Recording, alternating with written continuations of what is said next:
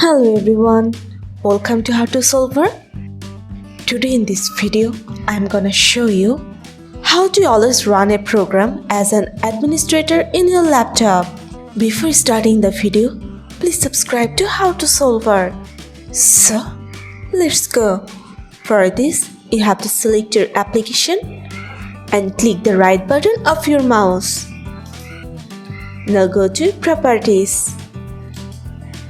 Click on Compatibility.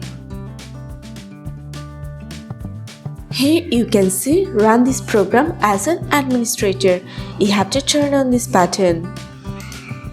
Then click on Apply and OK.